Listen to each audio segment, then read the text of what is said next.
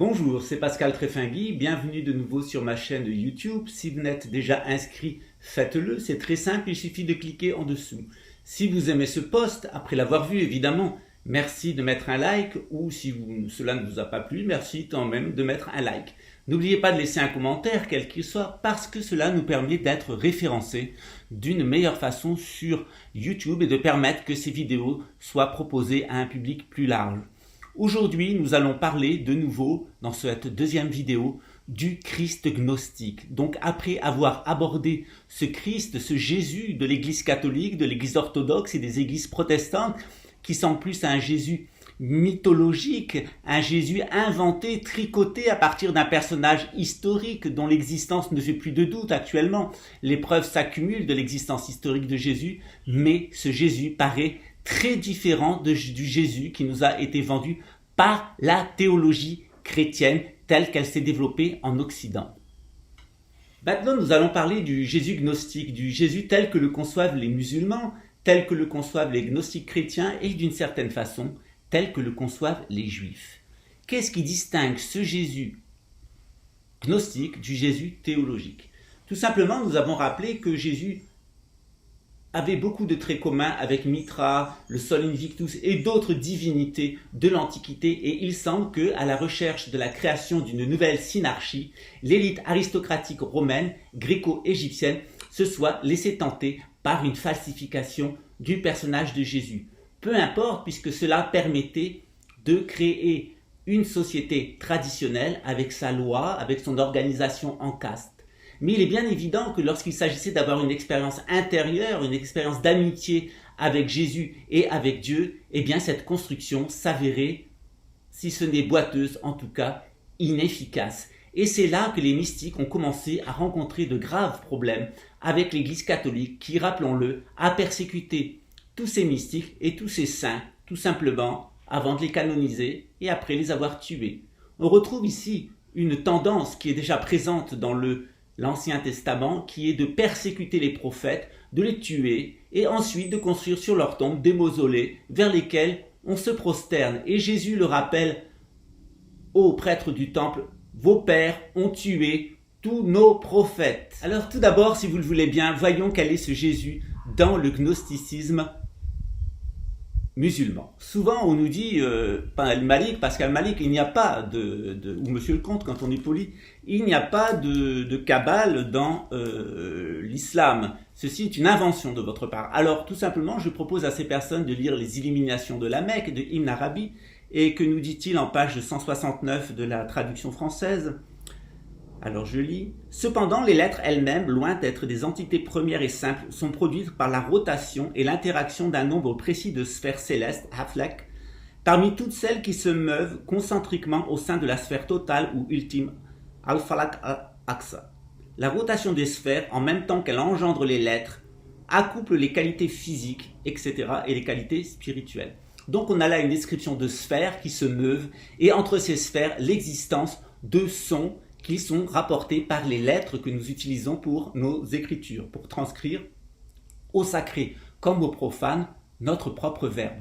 Or, c'est là une description complète de ce qu'est la Kabbale dans le judaïsme, c'est-à-dire dans cette tradition judéo-gréco-égyptienne, un ensemble de sphères et un ensemble de lettres qui sont formées par vibration entre ces sphères célestes qui existent non seulement en tant que planètes et astres de notre système solaire, non seulement en tant que sphères zodiacales, ces 13 grands zodiacaux qui nous surplombent, mais aussi à l'intérieur de nous-mêmes. Nos sphères intérieures et nos sons, nos vibrations intérieures.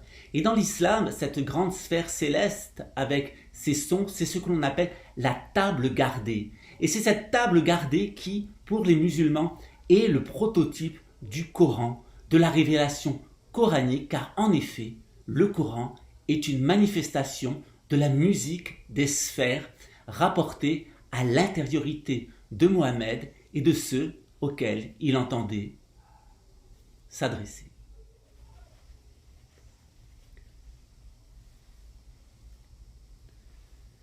La mystique islamique, notamment celle d'Ibn Arabi, qui est le plus grand maître eschatologiste, le plus grand mystique de l'islam, puisqu'il est enterré dans la mosquée de Damas, celle où apparaîtra Jésus lui-même à la fin des temps, d'où il se déplacera vers Jérusalem pour tuer l'Antéchrist à la porte des brebis. Et on mesure l'importance pour les musulmans de ce grand saint espagnol, andalou, de ce grand saint du soufisme qui laissera des centaines d'œuvres derrière lui, dont d'ailleurs très peu sont traduites en français.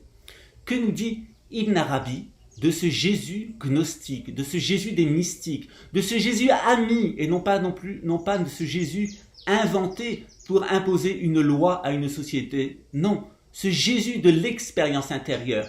Que nous dit Ibn Arabi? Il nous dit que deux choses s'expriment en lui, et vous allez voir donc un certain nombre de panneaux qui vont défiler afin de faciliter les explications. Jésus, tout d'abord, il est un être qui vivifie par son souffle. Et en effet, Jésus souffle sur les yeux, souffle sur les plaies, souffle aussi par sa propre présence. Il est une sphère qui émet des sons, des paroles, qui ont ce pouvoir de guérison. Ce pouvoir par lequel Jésus attire à lui les foules, ce pouvoir par lequel il les guérit, ce pouvoir par lequel il les nourrit, véritablement de pain et de poisson.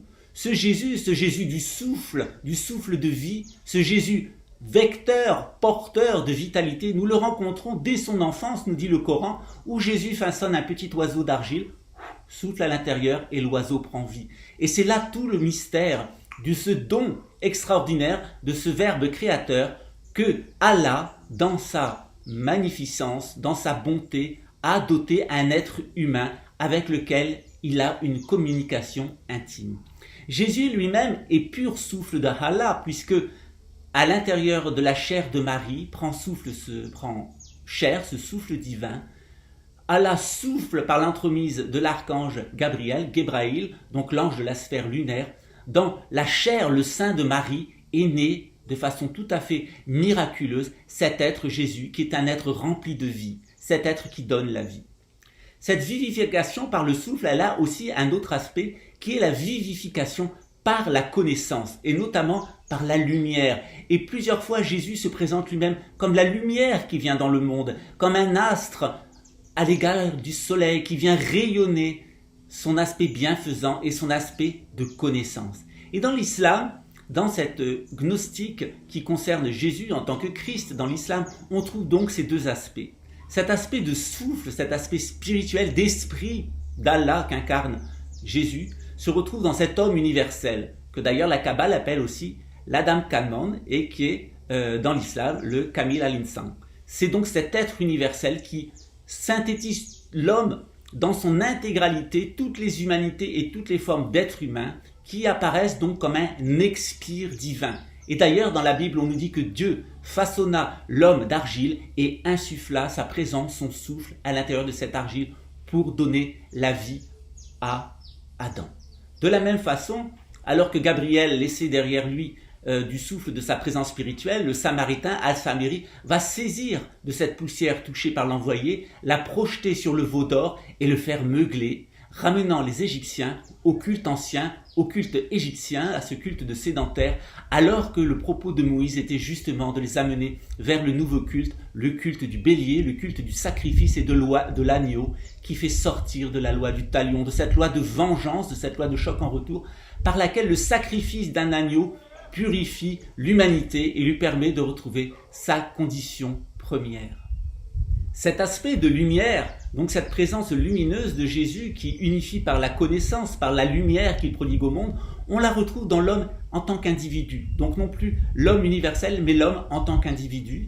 Et que va faire l'homme individu ? Eh bien, il a cette possibilité par la connaissance que lui donne Jésus, par la gnose, par cette voie du gnosticisme, de contempler ses propres possibilités en Dieu. Dans sa rencontre avec Dieu, qui est devenu un ami, l'homme se rencontre lui-même et il se rend compte qu'il n'est qu'une des possibilités de cet être total qui est Dieu, Dieu qui est son ami, son créateur et pour lequel l'homme va développer une âme la plus lumineuse, la plus belle possible pour la mettre en accord avec toutes ces qualités qui sont incarnées et qui sont présentes dans Jésus, mais qui sont un reflet de toutes ces qualités merveilleuses de bonté, d'amour, de pardon, d'intelligence, de seigneurie, qui sont attribuées à Allah à travers les da'wah, c'est-à-dire la répétition et la prière d'invocation à partir d'une de ces qualités, à partir d'un de ces noms, sachant que chacun des noms se rapporte à un groupe d'hommes et même à un individu en particulier qui est l'expression d'une des qualités divines. Tout comme ces qualités divines se retrouvent dans l'homme en tant qu'âme, il va se contempler lui-même en Dieu et Dieu va se contempler de façon voilée, de façon imparfaite, de façon fragmentaire en l'homme. On retrouve dans l'homme universel aussi l'esprit et le corps de l'homme. Comment?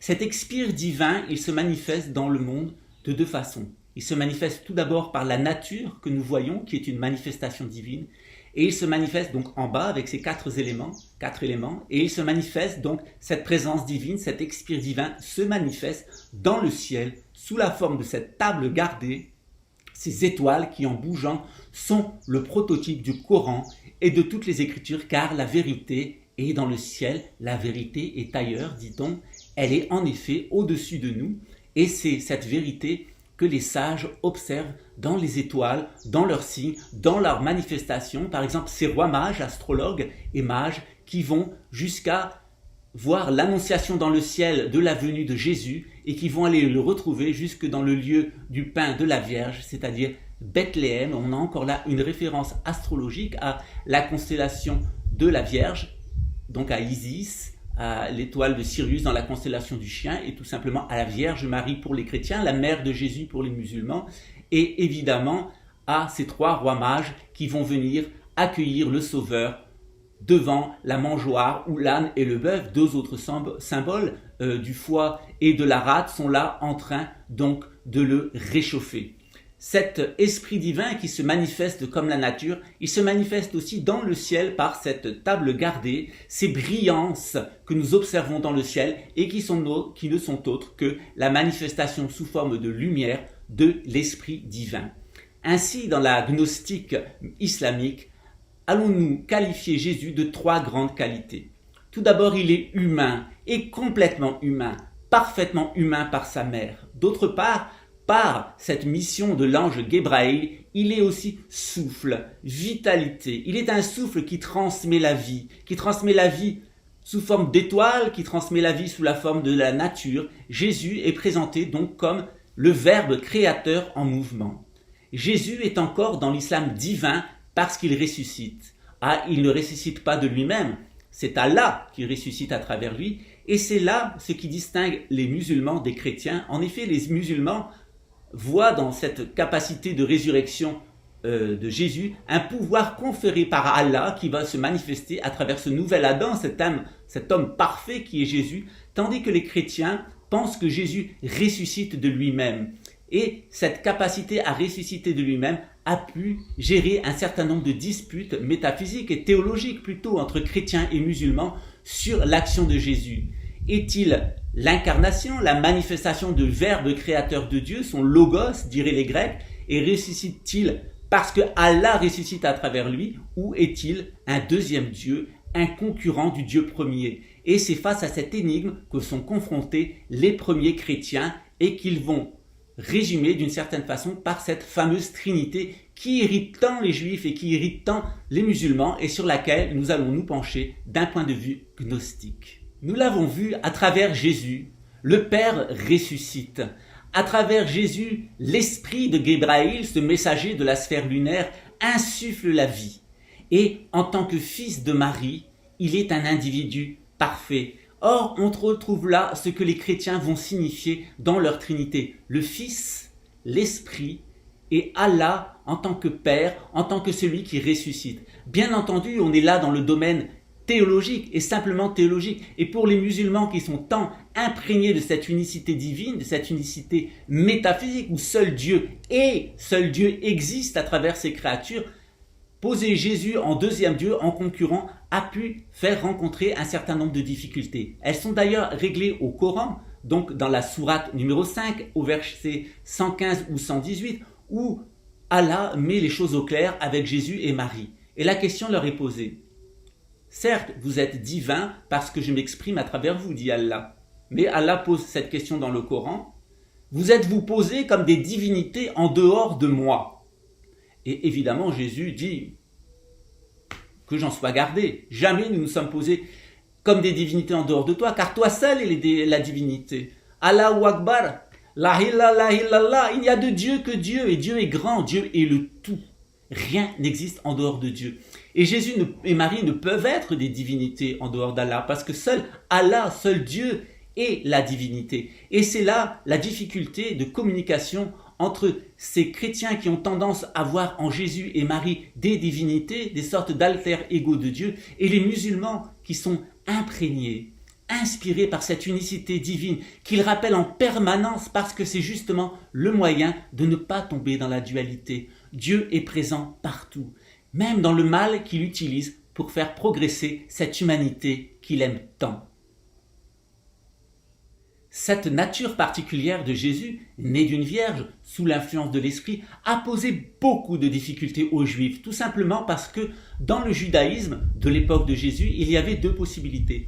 Où on suivait la loi parfaitement, d'un point de vue tout à fait légaliste, la moindre des règles, on noyait le moustique et on laissait passer le chameau, mais lorsqu'on voulait avoir une relation d'écoute avec Dieu, ou lorsqu'on voulait avoir une relation d'amitié avec Dieu, eh bien tout simplement il fallait être un Kohen, c'est-à-dire un prêtre, d'être de ce clan des Kohanim qui eux rentraient dans le temple, écoutaient Dieu et voyaient Dieu se manifester à eux au-dessus de l'arche d'alliance sous la forme de la Shekinah, la présence divine qui les avait suivis dans le désert, qui était fumée de jour et lueur de nuit et qui avait accompagné les Hébreux depuis l'Égypte à travers leur exode jusqu'à être fixés au sein du temple de Jérusalem. Donc, à cette époque, seuls les Kohanim, seul un Kohen pouvait écouter et rencontrer Dieu. Or, c'est justement ce que disait Jésus en tant que Kohen.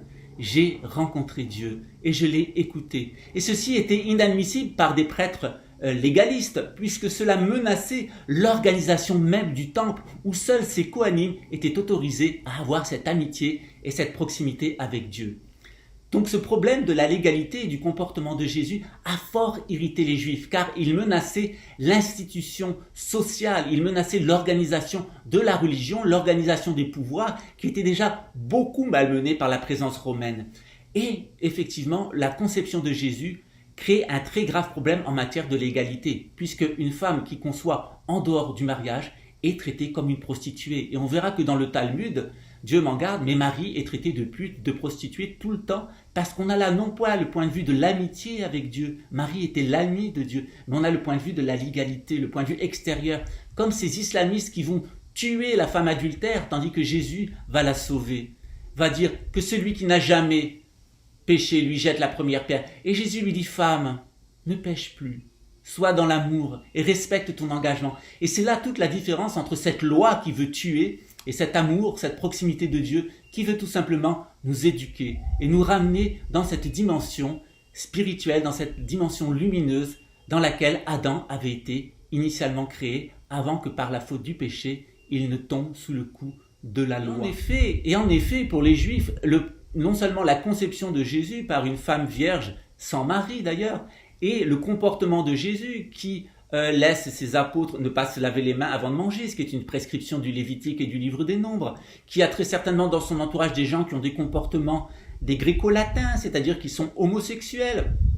Il a des gens autour de lui qui sont des collecteurs d'impôts, des pécheurs.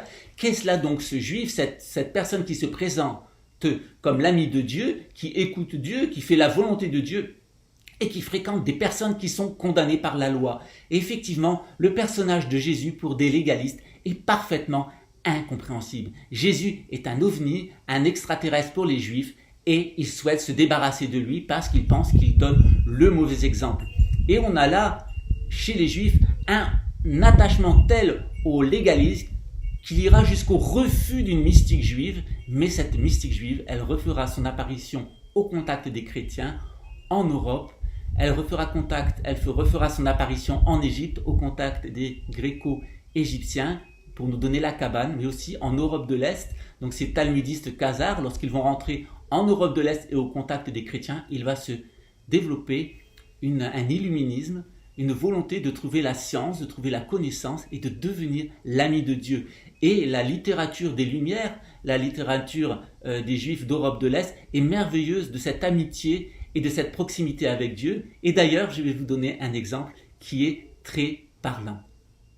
Dans une petite ville d'Europe de l'Est, de Pologne, il y avait donc un cordonnier qui était un homme empli de bonté, qui tout le temps récitait les psaumes de David, qui était un descendant de ces Cohen, de ces Kohanim, et qui cherchait cette amitié, cette proximité avec Dieu.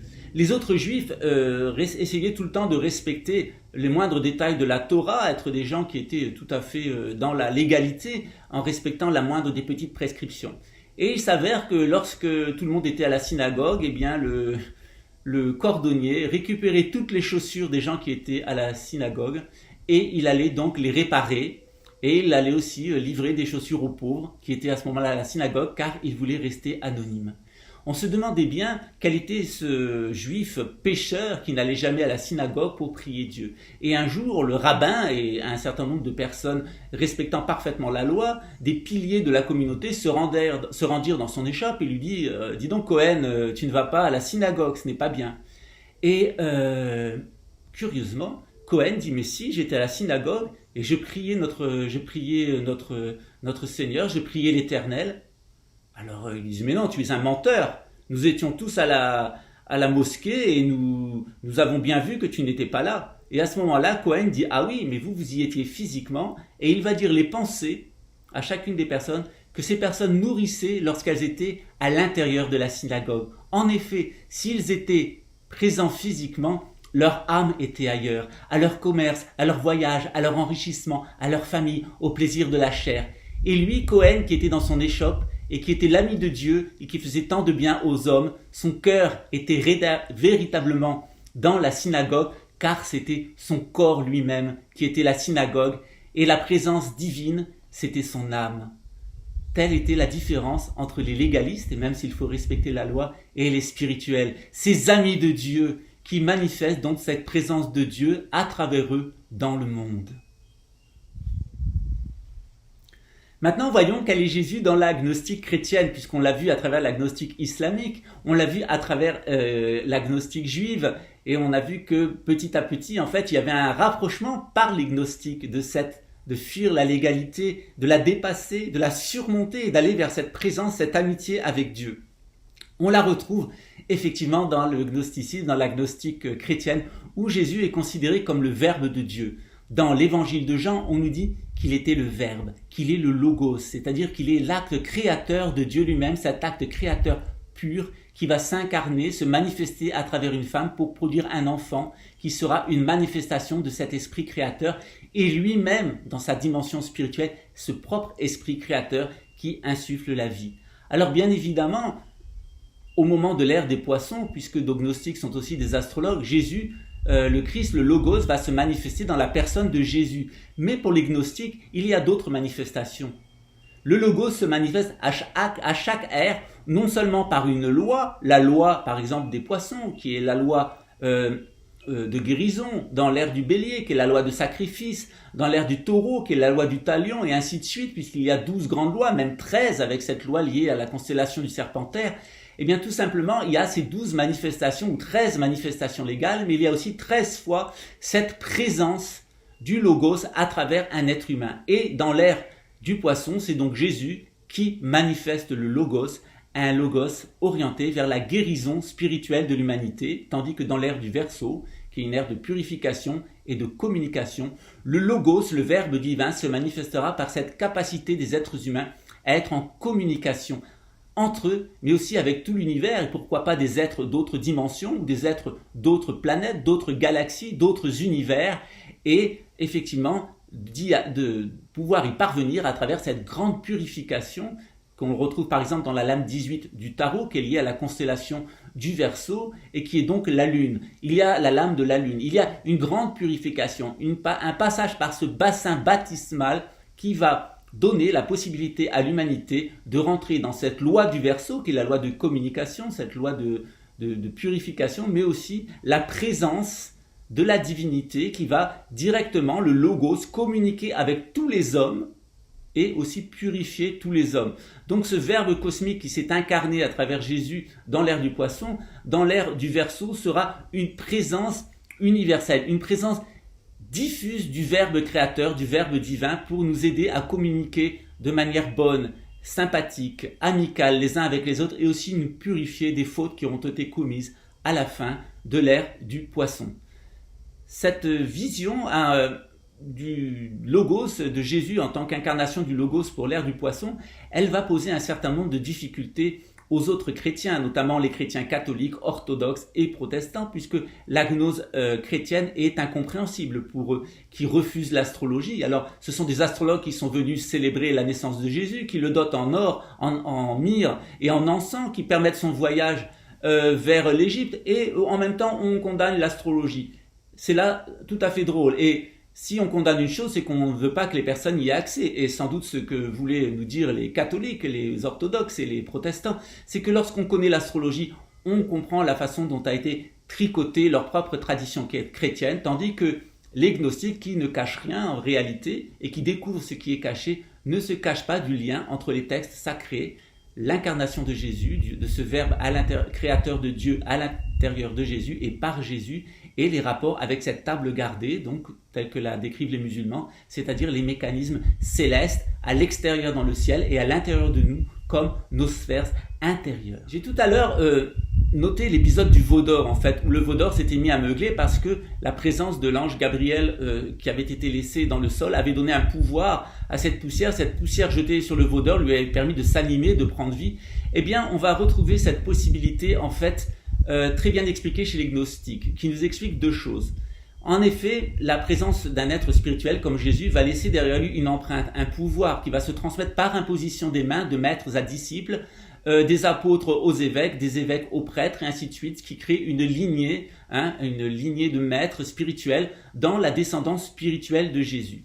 Or, on s'aperçoit que deux opportunités s'offrent à nous en tant que chrétiens gnostiques, où nous restons dans le pardon divin, c'est-à-dire dans cette amitié avec Dieu.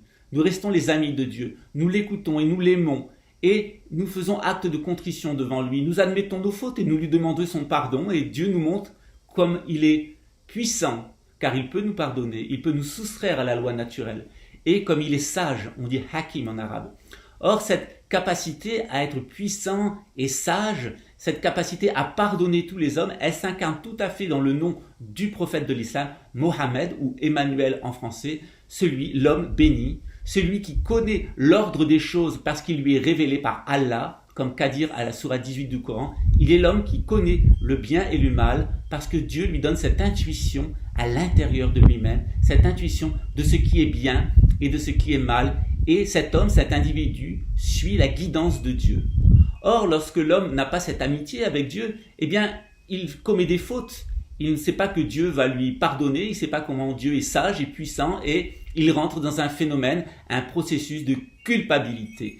Et à l'intérieur de cette culpabilité, il va avoir peur de Dieu. Il va avoir peur du châtiment de Dieu. Et cette peur du châtiment de Dieu fait de l'homme non pas l'ami de Dieu, mais le serviteur, ou plus simplement l'esclave de Dieu. Et cette servilité, on l'appelle par exemple dans l'islam Abdallah, le serviteur d'Allah, celui qui est ignorant et qui est tourmenté par ses pensées et les actes que pourrait lui inspirer cette pensée, et qui pour échapper à cette tourmente va respecter la loi, par exemple la charia pour un musulman, la loi romaine pour un chrétien, et aussi le légalisme juif, la Torah, parce que justement il a peur de Dieu. Il n'est pas l'ami de Dieu. Il est un serviteur, il est un être qui se sent dépendant, qui a peur du châtiment divin et qui donc va mettre en place tout un processus psychologique de compensation pour rester dans la faveur de son Créateur. Cette relation avec Dieu, elle est tellement névrosante, elle est tellement aliénante qu'au final, c'est l'idée même de Dieu qui est rejetée et c'est l'homme lui-même qui finit par s'affirmer Dieu pour sortir de cette peur du châtiment et de ce sentiment de culpabilité. Il s'est enfermé dans la dépression, il est devenu de plus en plus dépressif, enfermé dans lui-même, dans la dualité, dans ses pensées, dans ce rationalisme, dans son sang, dans ce nationalisme, et dans cette peur, il s'accroche au légalisme, il s'accroche à l'État qui est l'incarnation du légalisme, et il craint jusqu'à un moment où cette crainte, il s'en émancipe et il devient ensuite un homme qui va réprimer les autres. C'est-à-dire le légaliste, au début, a peur du châtiment de Dieu, et lorsqu'il s'est habitué donc à la loi, il va utiliser la loi pour réprimer les autres. Et on voit comment les islamistes, par exemple, on voit comment les légalistes juifs, ou même les petits policiers et militaires français qui veulent faire appliquer la loi de façon très stricte, de façon violente pour détruire les hommes qui ne la respectent pas, alors que eux s'en émancipent, notamment lorsqu'ils sont dans les services de renseignement, où ils considèrent que la loi ne s'applique pas à eux, qu'ils peuvent tout faire pour les besoins du service. Ils ont cette volonté d'aller harceler les personnes, leur imposer le châtiment, le tourment, parce qu'ils sont devenus des réprimeurs. Et ils se considèrent eux-mêmes comme des dieux chargés de châtier, des dieux chargés de réprimer, des dieux chargés de harceler, parce que ils ne sont plus les amis de Dieu depuis longtemps et ils en viennent à ne plus pouvoir être même les amis des hommes. Ils en sont devenus les ennemis. Et on voit comment les prêtres légalistes ont tué Jésus, comment ces chrétiens attachés à la loi romaine sont en train de créer le nouvel ordre mondial, qui est un ordre basé sur la tyrannie, la répression, l'espionnage, le harcèlement, la possession de l'âme avec des champs électromagnétiques et des sons, des infrasons, et aussi cette volonté, en émettant des ondes scalaires et en contrôlant le climat et l'électromagnétisme de la planète, de faire de notre vie un enfer qui serait sous le contrôle de ces pervers qui haïssent l'homme au point de vouloir en tuer 7 milliards et amener l'avènement de leur état supra-mondialiste, cet état qu'ils souhaitent de toute leur force pour asservir l'humanité et pour sortir de ce sentiment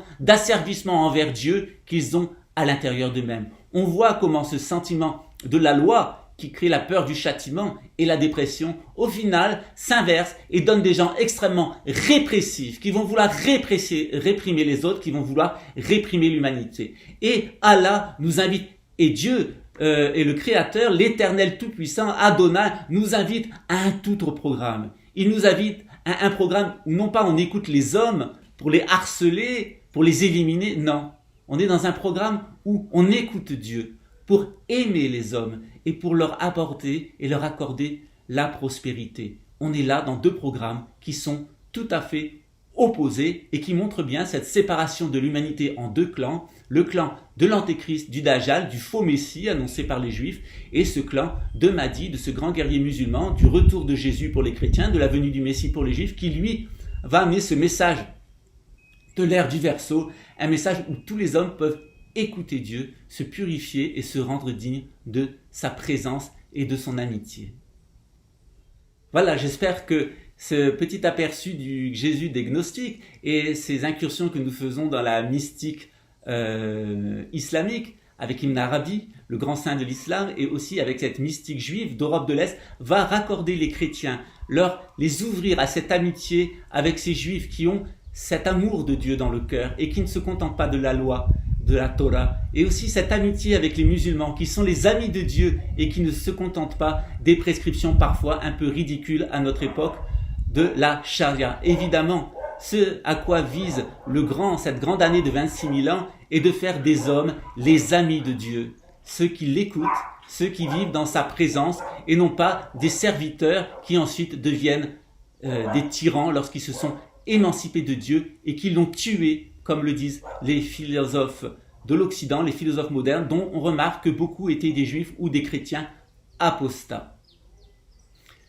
Je vous invite donc à non pas rejeter la religion à cause de la loi, à cause de ses condamnations et de ses prescriptions parfois un peu dérisoires à notre époque, puisque tous ces textes ont vieilli, mais à rechercher cette amitié avec Dieu, cette compagnie de Dieu qui va faire de vous des personnes qui non seulement aiment Dieu, mais aiment les hommes, et les femmes, et qui aiment l'humanité en général, et qui aiment cette compagnie de l'humanité avec Dieu, ce cheminement de l'humanité avec Dieu dans l'amour, et non pas dans la répression ou dans cette émancipation qui ensuite devient tyrannique, un homme tyran qui tyrannise la nature. Non, ce à quoi invite cette spiritualité, la gnose, le gnosticisme, ce sont ces lumières, cette présence de Dieu à travers la connaissance de Dieu, la connaissance de nous-mêmes en Dieu. Donc suivez les gens, dit-on, qui vous parlent de Dieu et non pas les gens qui vous parlent de la religion. Et c'est là toute la différence entre ces mystiques chrétiens, juifs et musulmans qui sont les amis de Dieu et ces légalistes qui parfois en deviennent les ennemis et en tout cas les ennemis de l'humanité. Je vous remercie pour votre écoute, j'espère que vous aurez de l'intérêt pour retrouver ces enseignements dans mes publications, tout simplement me recevoir dans votre pays lorsque j'y passerai ou venir dans notre organisation à Rio de Janeiro au Brésil où vous pourrez recevoir toutes sortes d'enseignements qui concernent la gnose juive, la gnose chrétienne et la gnose islamique avec un fond qui est effectivement le fond de l'astrologie, de la gnose égyptienne qui est la base en fait de ce grand mouvement de civilisation qui est apparu il y a maintenant plus de 12 000 ans dans l'hémisphère nord. Je vous remercie pour votre écoute. N'oubliez pas de vous inscrire, de faire des likes si vous avez aimé, de poser des questions. Il sera répondu à chacun avec plus ou moins de délai en fonction de l'intimité des questions qui sont posées. Ne vous offusquez pas si on n'a pas vu votre question et n'hésitez pas à la reformuler sous une autre vidéo. Je vous remercie, je vous souhaite le meilleur pour la suite et notamment de devenir les amis de Dieu. À très bientôt.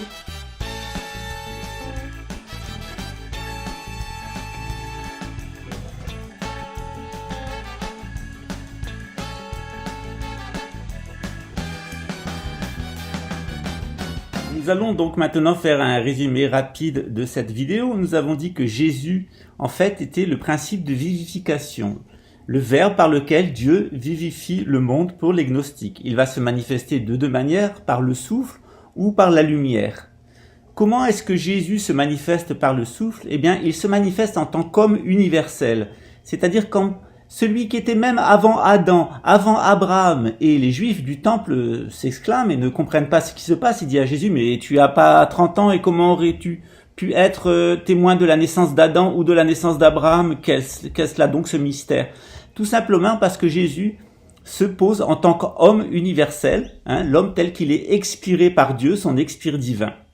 Cet expire divin, on va le retrouver dans deux domaines. On va le retrouver dans le domaine de la nature, qui est l'expiration de Dieu, l'expiration des qualités de Dieu qui vont donner naissance au corps composé des quatre éléments, l'air, le feu, l'eau et la terre, et d'autre part par ce que le Coran appelle la table gardée, qui est principalement le ciel avec ses étoiles et ses constellations en mouvement, et aussi l'intériorité de l'homme avec ses nerfs subtils, ses sons, qui sont aussi une autre table gardée, donc la table du ciel et la table intérieure qui est propre à l'humanité, à chaque cycle d'humanité.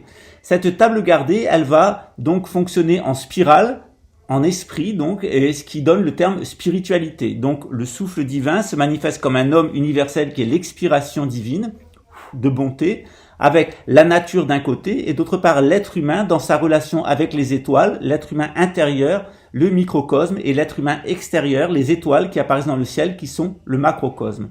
De l'autre côté, on s'aperçoit que Jésus non seulement guérit par le souffle et manifeste l'homme dans son prototype universel et donne toute une série d'enseignements, rétablit la nature telle qu'elle est originellement, mais Jésus va aussi vivifier par la lumière. Et il va donc par cette lumière vivifier chaque individu, qui va permettre à chaque individu de se connaître en Dieu et de faire grandir son âme et de faire de cette âme l'ami de Dieu.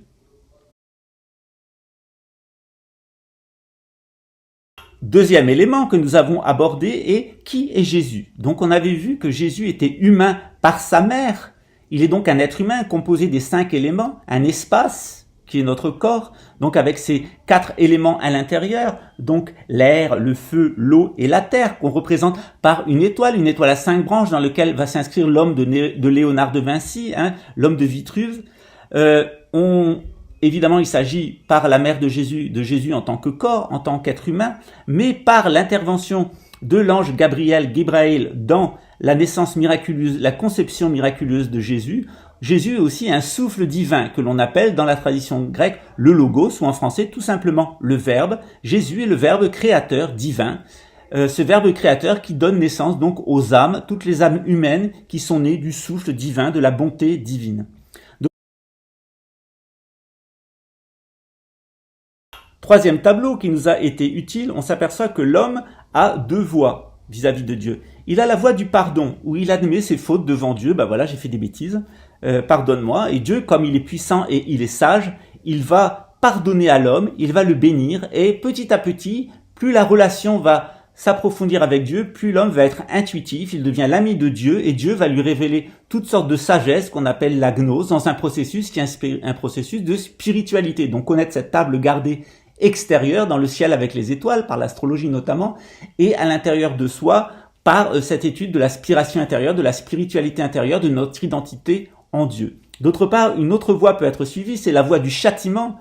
Alors ça, c'est la voie de l'homme qui n'est pas l'ami de Dieu, mais qui est tout simplement son serviteur, qui veut rester dans l'ignorance, enfermé dans ses propres pensées, qui paniqué, va être totalement inquiété par la loi. Alors il va rentrer dans le légalisme, dans la légalité, qu'est-ce qu'il faut faire, qu'est-ce qu'il faut pas faire, puisqu'il n'en a pas l'intuition, et à ce moment-là, il va tomber sous le pouvoir des prêtres et des politiciens qui vont lui dire, et des flics qui vont lui dire ce qu'il doit faire et ce qu'il doit pas faire, ce qui va générer chez lui un très grand sentiment de dépression.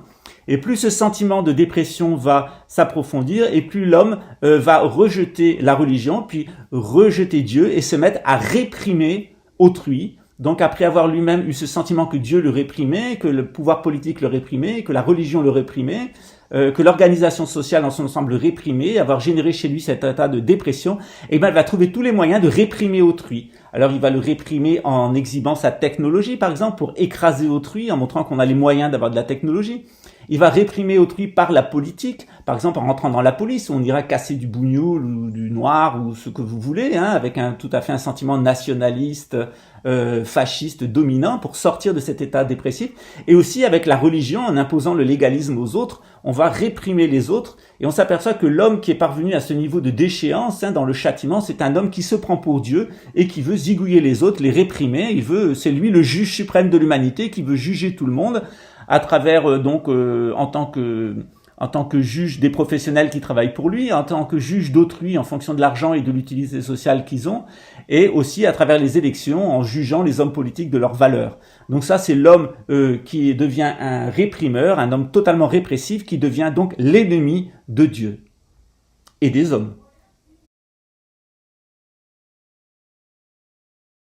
Troisième tableau qu'il faut considérer est tout simplement le fait qu'il y a des résidus qui sont émis des cycles précédents, c'est-à-dire par exemple l'ère du poisson, elle aura des résidus, notamment des résidus humains, des gens qui vont survivre à l'ère du poisson, qui vont entrer dans l'ère des Verseaux, mais aussi toutes sortes d'influences subtiles. Alors ces résidus, ils créent un petit peu de confusion chez les êtres humains, puisqu'ils savent pas, ils polluent un peu leur intuition, tous ces résidus, et on va s'apercevoir qu'il y a trois réactions. Alors, soit il y a les gens qui connaissent, qui sont les amis de Dieu, qui connaissent le futur, Dieu leur révèle le futur, c'est par exemple les prophètes, ils sont les amis du bien, et eux, ils vont avoir la gnose. Après, il y a les gens qui sont entre les deux, qui n'ont pas cette relation d'amitié avec Dieu, qui sont toujours dans le brouillard, et eux, ils vont être dans la dualité. Qu'est-ce qui est bien, qu'est-ce qui est mal? Ils vont essayer de réfléchir par eux-mêmes, ils vont tomber dans la dualité, le dualisme, jusqu'à souvent tomber dans le légalisme, et ensuite la répression d'autrui. Et puis ensuite, il y a les gens qui vont avoir l'amour du passé, qui est en particulier l'amour du mal, de tout ce qui est résiduel. Donc c'est cet attrait pour tout ce qui est donc l'argent qui est stocké, la nourriture qui est stockée, les informations qui sont stockées, le pétrole, enfin tout ce qui est un aspect résiduel. Et cet aspect résiduel, il focalise beaucoup sur l'évocation du passé, sur le mémoriel, et il va amener à créer ce qu'on appelle improprement de l'intelligence artificielle. Il n'y a pas d'intelligence artificielle. Un ordinateur, il produit de la pensée artificielle, puisqu'il n'est pas doté de gnose, il n'est pas noté d'intuition et de proximité et d'amitié avec Dieu. Et cette pensée artificielle, qui n'est pas une intelligence, en fait, elle est plutôt une antignose, et c'est la science moderne à proprement parler, qui est une pensée totalement générée de façon tout à fait artificielle, jusqu'à être générée par des procédés mécaniques. Alors le danger pour l'humanité, ça serait de tomber sous le contrôle du nombre, de l'informatique, et sous le contrôle du passé, et des sons artificiels produits par la technologie, qui vont faire de lui un super esclave, totalement coupé de la gnose, totalement coupé de bien, de l'amour des autres et de l'amour de Dieu, et qui en fait sera un être totalement orienté sur le passé, artificiel et promis à la destruction.